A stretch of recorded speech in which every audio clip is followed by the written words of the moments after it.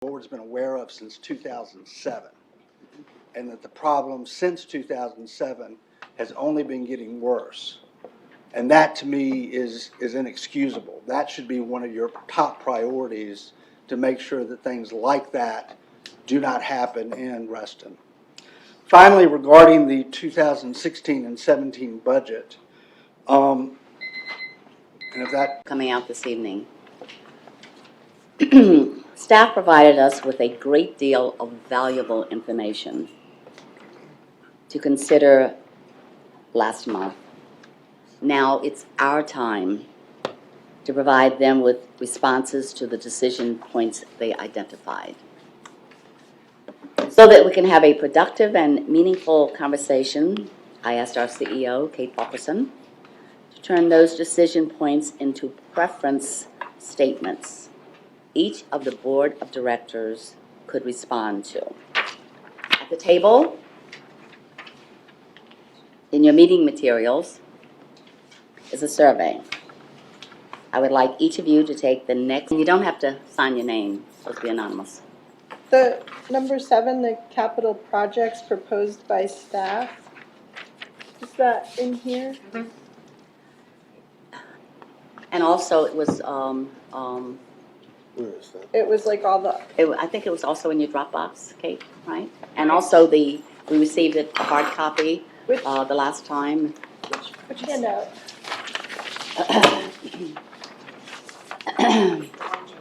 Is the capital project list. Thank you. Thanks. Mm-hmm. Any other questions?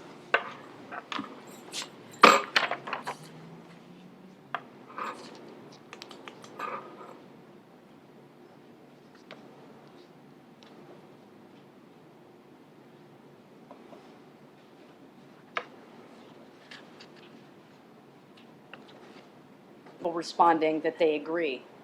Okay. Any discussion on that? Okay, I guess we can move on to 2. Okay. Question 2. Should I read it out loud or should we just? Yeah, I'd like to hear your voice. Okay. All right. Curb matters to me. We need to budget for roadway median mowing, including edging and grass clipping cleanup. 7 agree. Point that you need to make. It was one of the budget priorities that was not included in red. Just so you're. We do now, annually, and that's for, they pay us for 3 cuts. When they cut 3 times, they pay us for 3 cuts. Do you remember off the top of your head how much it cost us annually just to do what we're doing now, not including any of the edging and clipping cleanup? I do not. Okay. I just want to make sure that the board realizes that. I would love it too, but I just want to make sure everyone realizes that to get that, we have to increase the assessment even more. Where do we think it would increase the value of the property? I'm just saying. Just getting information. Right. Okay. Any other questions on that? Ken, do you have a comment? No. No, I was just asking. Agree 1, disagree 7. Middle is 1. And on the other hand, I'm willing to reduce the number of pool and tennis facilities to reduce. Okay, why don't we, Ray, do you want to start since you started? On that? Yeah. Some of these questions in capital costs, yeah, if you could show that some of them are not, I'm sorry, I'll do it again. If you could show that some of the facilities are not being used or just really not a benefit of you compared to the cost, I would see no reason why somebody from one of those can't find another tennis court. A simple example is 40% utility here and 40% utility quarter of a mile away. Merge them together might make some sense.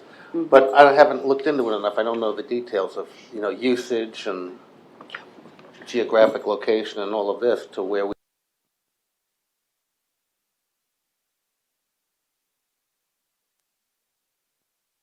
I'm sorry.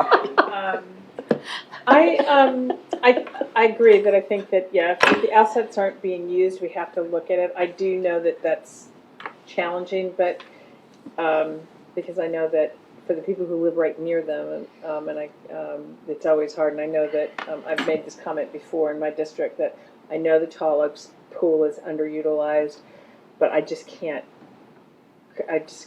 imagine what it would do to the neighborhood to have a crummy, shut down shopping center and then take the pool away too, would be just a bit much. I do agree with, Lucinda, that I think that we have to always have sort of open eyes to where are opportunities to add new things like beekeeping and, composting and, all the kinds of stuff that, that people are interested in now. I don't think the county will let us have chickens, and I'm not sure it's a recreational activity. It's fun in concept, but if you. Actually, they changed it, you can. You have to pay $500 and get a special permit, but you can. $500. Bucks. Okay, So, well, check but, so, I mean, maybe we, but I don't think that one thing excludes the other thing. Like a beekeeping program would be super easy to do, and, although I'm sure that there's any number of unknown hazards. Well, no, we have two already? We got some at Pony Barn, but, We have two. So anyway, it's not mutually exclusive. I can tell you from a real estate perspective,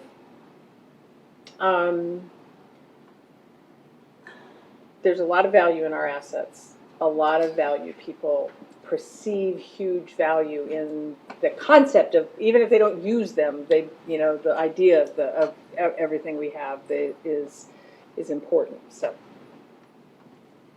that's what I think. Robert, once Kate gets all the information together, can you see what effect that would have on the operating? I was first, and now I Budget. have to come back in. Yeah, budget. Yeah. That would be great, yeah. Had a comment or two, or a request. I don't know if it's possible, but I'd also be curious to see where people buy pool passes from. I know for experience, I've bought pool passes and never used them. So I might have had intent, but it might be interesting to see if there's a correlation. Well, all these people bought pool passes and Dogwood, but then Dogwood pool isn't being used, or. Yeah. So and I'm going to clarify the request. So I want to mentally make sure we can respond to it. I want to make sure we have the data to respond to it. When you said where they buy them from, you mean what district or what area are they living in? Yeah. And then, okay, and not whether or not they're using them, because we Correct. don't have that yet, but what areas of the community are buying pool passes? Right. Yeah. See Okay, how that's good. closely it's correlated to Mhm. where the facility is. Mm-hmm, Okay. yeah. You would What'd think you say, so. Jeff? It's probably a pretty high correlation, but having the data is always best. Yeah. Well, when I think of it in terms then too of what Danielle asked, it might be interesting to see. Another piece that might be of interest is whether or not there's a high density in the living accommodations around that facility. Mm-hmm. Is there a large townhouse community that is very close to that pool? Mhm. Or is it mostly single-family dwellings or something, I don't know if there's a way to look at that data. So you want the as well. housing demographics broken out as well? I think whatever we can learn about what we have the Yeah. data on and how it might affect that usage. Because if I was looking to buy a house, to Eve's point, I'd probably want to be in walking distance of a pool. Your agent's supposed to help you figure that out. Right. Well, I assume so, but I mean, Right. Okay, any further discussion? If not, yes, sir. Ray hasn't had a Oh. turn. Yeah. I was He's first. in the beginning first. We will wake up. And I'm still in the maybe category. I need a lot more information on this. I do have a comment, Yeah. lest we go too far astray on the poultry issue. There is a covenant in section 6.214 that restricts no animals, livestock, or poultry of any kind shall be raised, bred, or kept on any lot, so. There's a resolution that modifies that. He's talking about the Let's rest talk of about the the. rest in. Yeah, Rest there's a rest in resolution that modifies that. It says that, you can have, the chickens if, as long as your neighbors don't complain. Is that fair? Of operating facilities, because that's not really the true cost, the benefit to the Right. community. How much does a pool pass cost? Mhm. And it didn't seem that exorbitant to me. So I was okay with saying, okay, we could have the pool passes go up a bit, Mhm. but not that I should pay for the entire thing. It should be part of my assessment. Danielle? I agree with Jeff and Julie, and, increase, are you looking at a $5 increase? You're looking at a 50, like, I'm Right. okay with a $5 $5. increase, I'm not okay with a $50 increase. Exactly. So, That's all. Eve? What Julie said, same thing, I mean, Ray? Basically in agreement, however, if there are people who, they and their families use the pools an awful lot, daily, for example, versus people who maybe older, don't have kids, just hanging out, maybe use the pool once a year, I do think there has to be some differential in how much you pay. I mean, a frequent user who's using the facility all the time and getting maximum use out of it should be willing to pay a higher user fee than somebody who doesn't. And there has to be ways we could stratify that.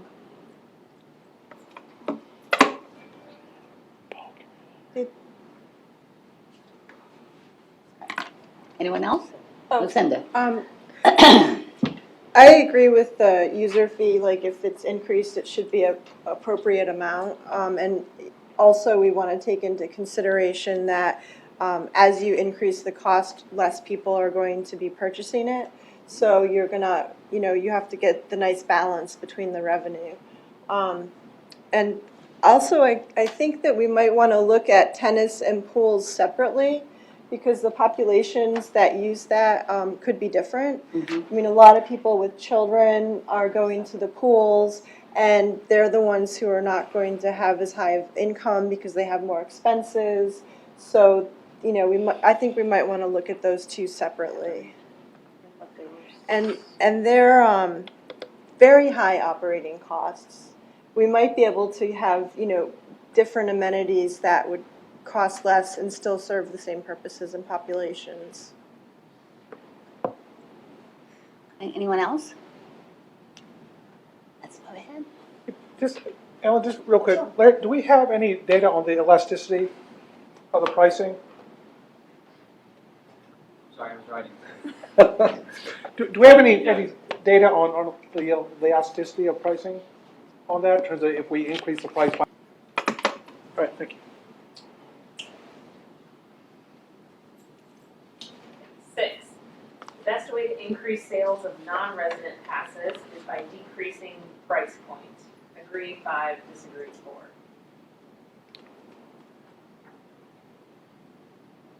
Why do we want to increase the sale of non-residents passes? to get revenue. I just want to know. It drives revenue. Oh, And we also have people who go to our schools that are not within the bounds of RA, and they would like their but it's not, children to be able to We have swim with their a big friends. drop this year. There's a big drop in aquatics revenue so far, and it's from the non-member, or the non-resident pass. And am I right, is it about 100,000? What's the number that we decreased on non-resident? I don't think it's 100, but I think it's like 50. $50,000, so they raised the price 100, right? Are you? No, it didn't go up, but it just, when we eclipsed $600, that was sort of like, And then we dropped 50,000 in revenue. So that's why. this but I mean, is that revenue that we're actually, is that net revenue, or is that just revenue to pay for the pools? I mean, it's not bringing money into the association in a net sense. It is being Yeah, used to offset expenses. direct For the offset on- pools. As So- we described on the 30th. I don't.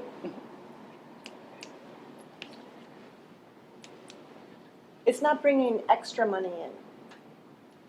it is bringing extra money in beyond the Reston, beyond Reston Association members. So it is extra revenue coming in to offset our But it operating Costs expenses. us more money to provide that service. No, No. that service would be there no matter what, because Yep. the service is there for our residents. So it's offset by non-resident members. So the pools and the Okay. tennis courts are there. We're just giving people who live outside of Reston the opportunity to use them for a fee. And the way I interpreted this survey question was to that point of what Ray had said, that we had increased them such that we were no longer getting people buying them. So we needed to bring the price point back to a place where we could sell them. They were marketable. That's the way I interpreted number 6.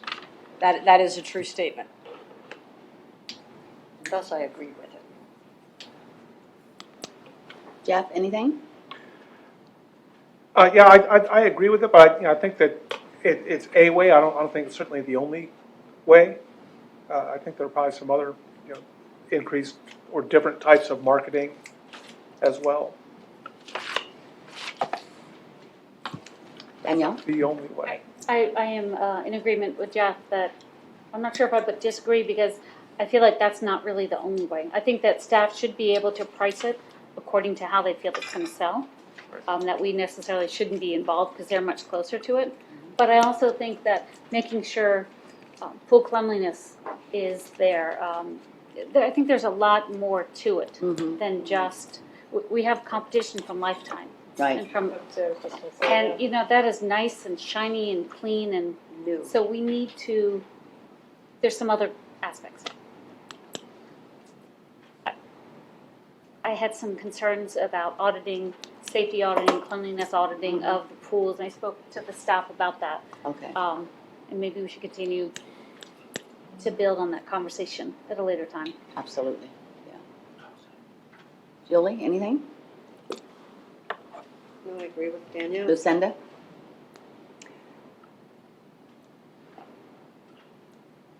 I'd like to see the passes maybe split up between, you can buy a tennis pass or a pool pass. If we're going to be increasing our membership and the population, I think that the membership should have first choice to use those amenities. So I don't want to decrease the cost of the pass. So for non-residents, we do have choices that we give them. Right now, it's a very wide variety of choices, and we're a little concerned there are too many choices. But I see you've got the guide open, and for non-residents, we do offer tennis only, pool only, combination of pool and tennis. Also for a variety of different types of groups, single, couple, family, corporate. I could go on and on and on. So we do offer the choices for non-resident sales of passes.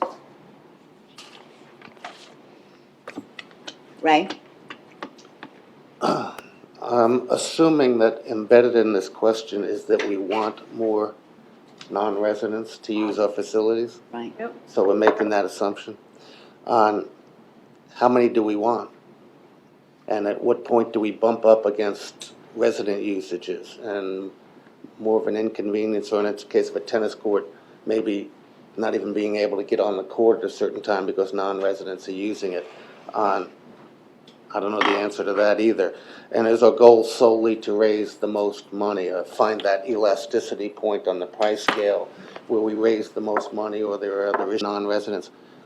Why not improve the facilities to attract more residents? Maybe our own people would want to spend a little more money if they knew they were better facilities. I don't know the answer to that either. Yeah. I think from a real estate perspective, again, that would be a big winner to improve the facilities and the appearance-wise and all of that. A few dollars in assessment would go a long way to raising your property value assessments, which is a good thing. That kind of leads back to what Danielle was saying about the facilities. Eve? I think that if we had a $50,000 drop-off in this category, and I've never ever heard a complaint, maybe staff has heard a complaint about overusage of facilities. I've never heard that complaint. Right. So I don't have the sense that that is a problem, but I do think a 50,000 drop-off in revenue is a problem. Especially since that revenue offsets eventually the demand that we have to get from members. And so, so clearly that balancing act, I think, is something we would have to always be watching. You know, but I do think that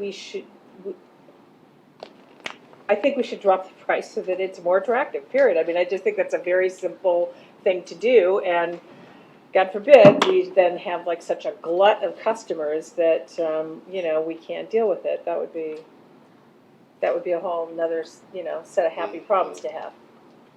But I don't think that we're there yet. Just saying. The information, I think Larry provided us this information, I think, at our last board meeting about the tennis court existence costs, which was great. Larry, that's you, right? You gave us this? Information I want on some specific elements, but overall, I think it's a pretty solid plan and consistent with what it is we need to do to maintain our investments over time. Is there, may I? Yes, Is certainly. there anything in particular you'd like to know more about? Any items that caught your attention? On the vehicle and equipment stuff, just kind of wondering, are we increasing our capacity? Are we replacing things that are dying out, and do we need to replace them now? Yes. Replacing. Replacing existing, not increasing capacity. We have sought grants for some of the propane mowers in the past. We did receive one propane mower paid for a couple of years ago. Okay, That's about all we've done. that's it? Yep. Lucinda? I agree with this. Okay. Like once every 15 years.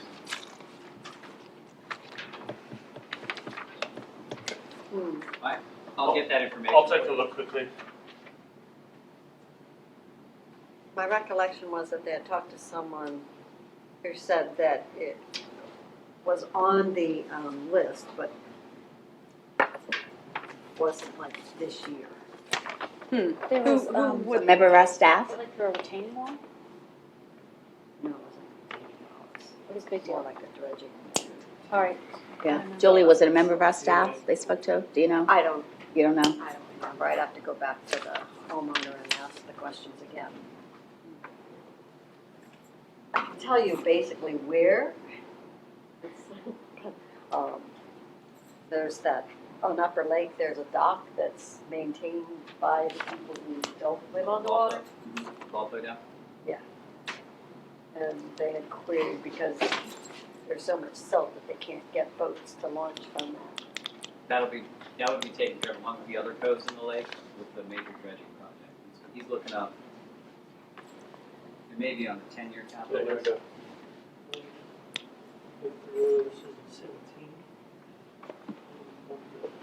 We move that? Okay. 2018. So you moved it from 17 to 18? Yeah, so there was, There will be a question as to whether that's an operating versus a capital item. So Right. that is something we'll need to talk with our auditors about. Okay. Will we know that before the next? Well, I think that we will, On the capital we're versus- going to have the capital versus operating, we can definitely know that by That's what I meant. Will we by know that? September. Okay. The question of whether we should include it in our budget will come after we have better information and meeting with the county on that. And that's that will be before our public That's on session in the- October, so we'll be. the 23rd, you have it on your calendar, Julie, right? Okay, good. Anything else?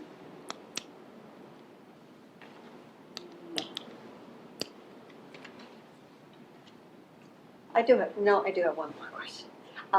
Since you did look at the past, and being relatively new looking at this,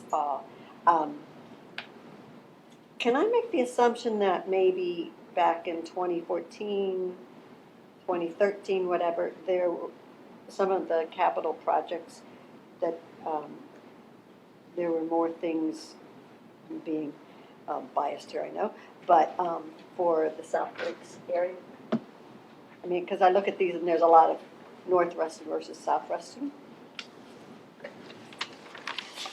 I'm going to be frank with you, and Larry, you can correct me if I'm wrong. I don't think we have ever looked at our capital as versus which district are we doing stuff in. It's Yeah. been what has been in need of repair the most. The most.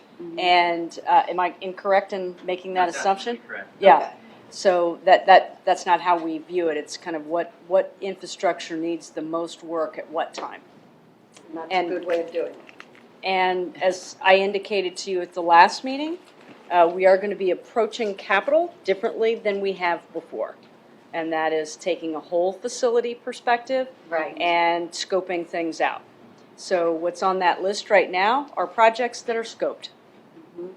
And in that same thought process, in my answering this question on agree or disagree, also in my mind, like the pony barn, at one point it might have been scoped for this, but when you looked at it tactically, it was this. But if you went back and looked at the project more holistically and comprehensively, you may say, well, no, I'm going to take it off of the list that we had as an approved project because we're rethinking, rescoping Right. our approach to it. So one of my caveats in answering this question number 7 was whether or not any of these, if we've taken the look at whether they were a tactical answer when it should be a strategic answer. Are you tracking with what I'm saying? Yeah, I understand what you're saying. And I can say that a large majority of those are strategic now as opposed to tactical. I would want them all to be strategic, but then you have just general maintenance that you Right. have to do. So we've got to replace the roof, sorry. Right. I mean, Right. it is what it is. So we are, as I mentioned on the 30th, we are taking a more strategic look at our projects as opposed to just, this, So that. this list reflects a review of that approach. The 2016 list definitely is reflecting that, and you're going to see even more in 17. Okay, good. No more questions. Good, thank you. Danielle? Yeah, a few things. I just wanted to make sure that everyone here realizes that when Kate said, and the staff said that they're really scrubbing this list, what they did is they removed $900,000 of projects that one didn't have to be done or weren't fully scoped, or and also, this list includes what absolutely has to get done for 2016, which I think was good. But there are two things that I do have questions about. One is the pony barn. I would like to see a list of what is in that $350,000 cost. She made her presentation. She also said that they were prepared to do some fundraising, and I'd like to know what degree of fundraising they're prepared to do. You're absolutely right, yeah. Exactly. Another thing is the Central Services Facility. That is a huge redo, and it's badly needed, but I just want to make sure everyone looks at that and realizes this is a big deal. And I Absolutely. think the suggestion was made that maybe we go take a tour of what they're existing in now before we commit to $1 million, 1.5, whatever the dollar amount ends up being. That's it. I want to thank the staff for putting this together. I know they did a lot of work on this and did a good job with it. But any budget of this size, obviously, there's also a lot of estimating and guesswork involved.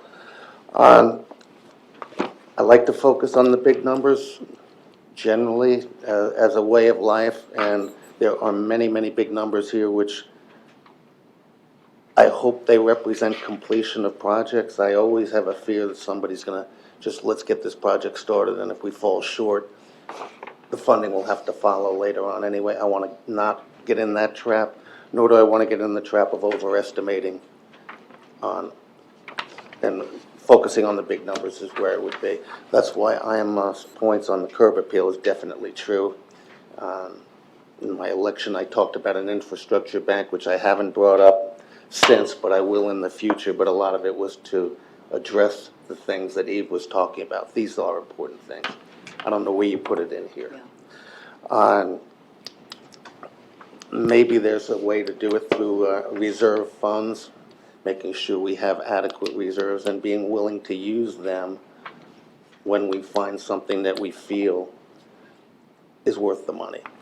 And there was a comment made on the Pony Barn on that, and I like the project, I like what they're doing, but it's $175,000 a year, and I'm working with Rescue Reston, and how can we raise hundreds of thousands of dollars through community outreach for something that has a much broader appeal and need for us than the Pony Barn does? I mean, I don't think anybody would argue that. So I don't think the Reston Association should be the one to come up with 100% of the funding for this thing. They've got to find ways to raise money on their own for that.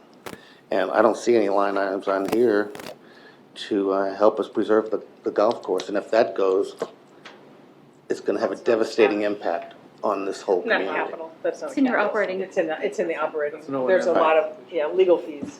Right, right. But I just want to make sure that we take care of the big items and don't miss on the big items. We can always, if we miss something small, we can correct it later on. We cannot miss on the big items. Thank you.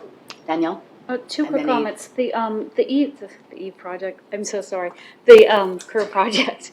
Is this a one-time huge expense? And then maintenance is a lot lower Yeah. going forward? And you're talking in particular about curb? the curb appeal. Right. It's O&M, it's ongoing. What is, No, what it's- has been it's your a- experience? Well, it's annual, it's ongoing. The initial attack would be more expensive, but Right.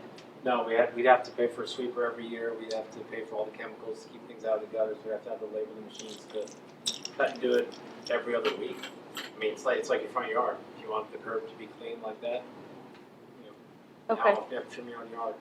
I just didn't know if there, because there's a lot of stuff growing out of the, I think there's trees growing out of there now. My second comment was, You get more than 38 kids? So Mike, would there be less operating costs after we do the initial run through? No. No? Same amount? We're not really going to be buying much new equipment. We'd be contracting sweepers to do sweeps, things like that. Okay. We actually this year we did our one pilot project with borrowed a piece of equipment from Herman. Did the initial cut and stuff, and the rest of it is just manpower.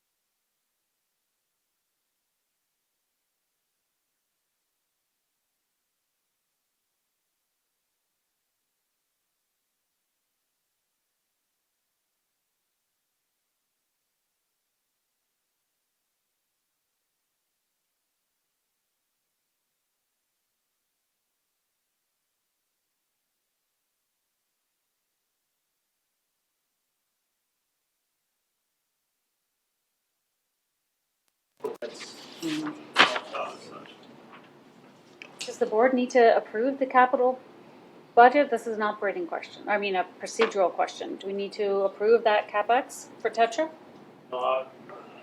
Ken? I don't want to speak on behalf, but I don't believe so because the whole project is already been approved. has The- not- Theoretically Yeah, been approved, theoretically right, has by not not been only the approved. board, but the members, Yeah, right, So, Right, with the referendum.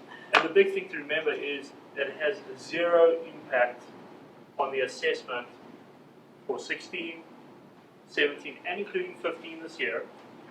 And then once the 600,000 funding should go up in around about 18, Tetra should be well on its way of almost self-sustaining itself. So, I mean, that's where we are with Tetra, and that's why it hasn't been specifically called out in capital. but if you feel like it should, I feel like we And- need a list of what's gonna happen this year. and If it's, by, for this year, which is separate from 16, and, well, I feel like the board should know in 15 this is gonna happen, in 16 this is gonna happen. okay, we will get that. Even if it's in the 600 and paid for, I just feel like we should. From a Sure. project management point of view. I guess so. Yes. Sure, we can do that. Good call. That was it, thank you. Sorry, didn't sit down. Can we get more than 38,000 from the county? From VDOT for. Can we get more? The question is, maybe. As soon as we land it, I have to work with our representatives to see if they can, and with VDOT, get more dollars for us. Go ahead. Write your governor early and often.